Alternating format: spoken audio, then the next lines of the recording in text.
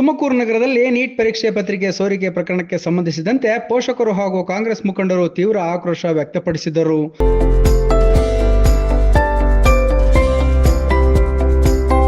ರಾಜ್ಯ ಕೆಪಿಸಿಸಿ ಉಪಾಧ್ಯಕ್ಷ ಹಾಗೂ ಹಾಲಪ್ಪ ಪ್ರತಿಷ್ಠಾನದ ಅಧ್ಯಕ್ಷ ಮುರಳೀಧರ್ ಹಾಲಪ್ಪ ನೇತೃತ್ವದಲ್ಲಿ ಪದವಿ ಪೂರ್ವ ಶಿಕ್ಷಣ ಇಲಾಖೆಯ ಉಪನಿರ್ದೇಶಕರಾದ ಡಾಕ್ಟರ್ ಬಾಲಗುರುಮೂರ್ತಿ ಅವರಿಗೆ ಮನವಿ ಸಲ್ಲಿಸಲಾಯಿತು.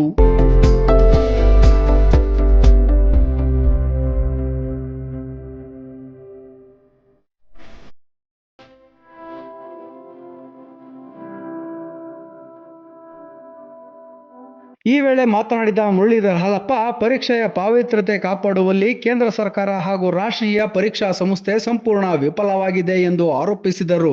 ಹಲವು ವರ್ಷಗಳಿಂದ ಪೋಷಕರು ತಮ್ಮ ಮಕ್ಕಳ ಭವಿಷ್ಯಕ್ಕಾಗಿ ಶ್ರಮಿಸುತ್ತಿದ್ದರೂ ಪ್ರಶ್ನೆ ಪತ್ರಿಕೆ ಸೋರಿಕೆಯಂತಹ ಘಟನೆಗಳು ವಿದ್ಯಾರ್ಥಿಗಳ ಜೀವನದಲ್ಲಿ ಆತಂಕ ಸೃಷ್ಟಿ ಮಾಡುತ್ತಿದೆ. ಇದಲ್ಲದೆ ಕಳೆದ 9 ವರ್ಷಗಳಲ್ಲಿ ಹಲವು ಬಾರಿ ನೀಟ್ ಪ್ರಶ್ನೆ ಪತ್ರಿಕೆ ಸೋರಿಕೆಯ ಪ್ರಕರಣಗಳು ನಡೆದಿದ್ದವು ದೌರ್ಬಲ್ಯಕರ ಬೆಳವಣಿಗೆ ಎಂದು ಟೀಕಿಸಿದರು. ಮುಂಬರುವ ಪರೀಕ್ಷೆಗಳನ್ನ ಮುಂದೂಡಬೇಕು ಹಾಗೂ ವಿದ್ಯಾರ್ಥಿಗಳಿಗೆ ನ್ಯಾಯ ಒದಗಿಸಬೇಕು ಎಂದು ಆಗ್ರಹಿಸಿದರು. ವಿದ್ಯಾರ್ಥಿಗಳು ಯಾರು ನೀಟ್ ಪರೀಕ್ಷೆ ಬರೆದಿದ್ದಾರೆ ಅದಕ್ಕಿಂತ ಹೆಚ್ಚಿಗೆ ಅವರ ಪೋಷಕರು, ಅದರಲ್ಲೂ ತಾಯಂದಿರು 3-4 ವರ್ಷ ಮಕ್ಕಳನ್ನ ಕಣ್ಣಿನ ರೆಪ್ಪೆ ಥರ ಕಾಪಾಡಿ ಶ್ರಮ ವಹಿಸಿ ಆ ವಿದ್ಯಾರ್ಥಿಗಳಿಗಿಂತ ಹೆಚ್ಚಿಗೆ ತಾಯಂದಿರೇ ನಿದ್ದೆಗೆಟ್ಟು ಪರೀಕ್ಷೆಗೆ ರೆಡಿ ಮಾಡಿಸಿದ್ರು. ಅವರು ಜೊತೆ ಕೂತ್ಕೊಂಡು ಧೈರ್ಯ ಕೊಟ್ಟು ಕಾಫಿ ಮಾಡಿಕೊಟ್ಟು ಅಡುಗೆ ಮಾಡಿಸ್ಕೊಟ್ಟು ಬೆಳಿಗ್ಗೆಯಿಂದ 4 ಗಂಟೆಗೆ ಎಬ್ಬಿಸಿ ಇದೆಲ್ಲ ನೀರಲ್ಲಿ ಹೋಮ ಮಾಡಿರೋ ಥರ ಆಗಿದೆ.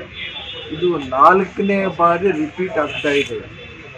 ಕೇಂದ್ರ ಸರ್ಕಾರದ ಧರ್ಮೇಂದ್ರ ಪ್ರಧಾನ್ ಅವರು, ಕೇಂದ್ರ ಶಿಕ್ಷಣ ಸಚಿವರು, ಇಂದಿನ HRD ಇದಕ್ಕೆ ಒಂದು ರಿಯಾಕ್ಷನ್ ಕೊಡ್ತಾ ಇಲ್ಲ ಮಾಧ್ಯಮಕ್ಕೆ. ನಿನ್ನೆ ಬೆಳಿಗ್ಗೆಯಿಂದ ಟ್ರೈ ಮಾಡ್ತಿದ್ದಾರೆ ಮೀಡಿಯಾ ಹೌಸ್ನವರು, ಒಬ್ರಿಗೂ ನೋ ಕಾಮೆಂಟ್ಸ್ ಅಂತ ಹೇಳ್ತಿದ್ದಾರೆ. ಮೊದಲು ತನಿಖೆ ಆಗಲಿ ಅಂತ. ಯಾವ ತನಿಖೆ? CBI ತನಿಖೆ. ಅದೇನು 1 ದಿವಸ 2 ದಿವಸಕ್ಕೆ ಆಗ್ತಾವ ಅದು?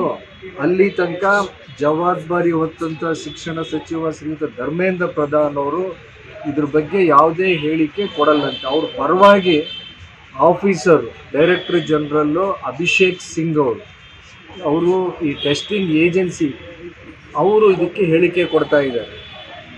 ಇಲ್ಲಿ ಆಗಿರೋ ನೀಟ್ದು ಏನೋ ಪ್ರಮಾದ ಆಗಿದೆ, ದುಷ್ಕೃತ ಆಗಿದೆ, ಭಯೋತ್ಪಾದಕರು ಇದರಲ್ಲಿ ಏನೋ ತೊಡಗಿಸ್ಕೊಂಡ್ಬಿಟ್ಟಿದ್ದಾರೆ ಅಂದರೆ ಜನಗಳು ಮೈಂಡ್ಸೆಟ್ನ ಹೆಂಗೆ ಡೈವರ್ಟ್ ಮಾಡ್ತಾರೆ ಅಂತ ಹೇಳಿದರೆ ಇದಕ್ಕೂ ಟೆರರಿಸಮ್ಗೂ ಏನು ಸಂಬಂಧ ಯಾವ ಪೇರೆಂಟ್ಸ್ಗೂ ಅರ್ಥ ಆಗ್ತಾ ಇಲ್ಲ. ಇನ್ನೊಂದು ಹೇಳ್ತಿದ್ದಾರೆ, ಇದು ನಾವೆಲ್ಲ ದುಡ್ಡನ್ನ ರೀಫಂಡ್ ಮಾಡಿಬಿಡ್ತೀವಿ, ಇನ್ನೊಂದ್ಸಲಿ ರೀಟೆಸ್ಟ್ ಮಾಡ್ತೀವಿ ಅಂತ ಹೇಳ್ತಿದ್ದಾರೆ. ಎಲ್ಲ ರಾಜ್ಯ ಸರ್ಕಾರಗಳು 3 ವರ್ಷದಿಂದ ಕೇಂದ್ರ ಸರ್ಕಾರನ ಒತ್ತಾಯ ಮಾಡ್ತಿದ್ದಾರೆ, ನಮಗೆ ಬಿಟ್ಕೊಟ್ಬಿಡಿ ಜವಾಬ್ದಾರಿ, ನಾವೇ ಇದನ್ನು ಯಶಸ್ವಿಯಾಗಿ ನಿರ್ವಹಣೆ ಮಾಡ್ತೀವಿ. ಉದಾಹರಣೆಗೆ ನಮ್ಮ ಕರ್ನಾಟಕ ಪರೀಕ್ಷಾ ಪ್ರಾಧಿಕಾರ ಇದೆ, KE, ಎಷ್ಟು ಚೆನ್ನಾಗಿ ಸಮರ್ಥವಾಗಿ ದಕ್ಷತೆಯಿಂದ ಪರೀಕ್ಷೆಗಳನ್ನ ನೀಟ್ಗೆ ಆಗಿರ್ಬೋದು, CET ಆಗಿರ್ಬೋದು, ಜೊತೆಗೆ ಹಲವಾರು ಇಲಾಖೆಯ ಪರೀಕ್ಷೆಗಳನ್ನು ಯಶಸ್ವಿಯಾಗಿ ಅವರು ಮಾಡಿಕೊಂಡು ಬಂದಿದ್ದಾರೆ. ಈಗ ಶ್ರೀಯುತ ಪ್ರಸನ್ನ ಅವರಿದ್ದಾರೆ, ಅದಕ್ಕೆ ಡೈರೆಕ್ಟ್ರಾಗಿ ಅತ್ಯುತ್ತಮವಾಗಿ ನಿರ್ವಹಣೆ ಮಾಡ್ತಿದ್ದಾರೆ. ನಮಗೆ ಬಿಟ್ಕೊಟ್ರೆ ಡಿಸೆಂಟ್ರಲೈಸ್ ಮಾಡಿದರೆ ಚೆನ್ನಾಗಿ ನಡೆಯುತ್ತೆ. ಎಲ್ಲೇ ತಪ್ಪುಗಳಾದರೆ ಪ್ರಮಾದಗಳಾದರೆ ತಕ್ಷಣ ನಾವು ಅದನ್ನು ಏನು ಲೀಕೇಜ್ ಇರುತ್ತೆ ಅದನ್ನ ಪ್ಲಗ್ ಮಾಡ್ಬೋದು. ಇದು ಸಮುದ್ರ ಇದ್ದಂಗಿದೆ. ಇದು ನಾವೆಲ್ಲರೂ ಕಳಿಸೋದು ಒಂದೇ ಅಲ್ಲ, ಇದು ಕೇಂದ್ರ ಸರ್ಕಾರದಿಂದ ಜವಾಬ್ದಾರಿಯಾಗಿರ್ತಕ್ಕಂಥವ್ರು ಇದಕ್ಕೆ ತಕ್ಷಣ ಹೇಳಿಕೆ ಕೊಡಬೇಕು, ಪೇರೆಂಟ್ಸ್ಗಳಿಗೆ ಇದು ಸಮಾಧಾನ ಮಾಡಬೇಕು. ಅದ್ರ ಜೊತೆಗೆ ಎಲ್ಲ ಸ್ಟೇಟ್ನವರು ಒಕ್ಕೋರ್ಲಿಂದ ಕೇಳ್ತಿರೋದು, ಮೊಟ್ಟ ಮೊದಲಿಗೆ HRD ಮಂತ್ರಿ ಶಿಕ್ಷಣ ಸಚಿವ ಧರ್ಮೇಂದ್ರ ಪ್ರಧಾನ್ ಅವರು ರಾಜೀನಾಮೆ ಕೊಟ್ಟು ನೀನು ಅಸಮರ್ಥರಾಗಿದ್ದೀರಾ, ಹೊರಗಡೆ ಬನ್ನಿ ಅಂತೇಳಿ ಕೇಳ್ತಾ ಇದ್ದಾರೆ. ಈ ಸಂದರ್ಭದಲ್ಲಿ ಉಪಾಧ್ಯಕ್ಷರು ಕೆಪಿಸಿಸಿ ಮುರಳೀಧರ್ ಹಾಲಪ್ಪ, ಯೂತ್ ಕಾಂಗ್ರೆಸ್ ಮತ್ತು NSUIನ ಮೊಹಮ್ಮದ್ ದಸ್ತಗೀರ್, ಸಿಮೆಂಟ್ ಮಂಜುನಾಥ್, ಪೋಷಕರು ಹಾಗೂ ವಿವಿಧ ಸಂಘ ಸಂಸ್ಥೆಗಳ ಮುಖಂಡರು ಉಪಸ್ಥಿತರಿದ್ದರು.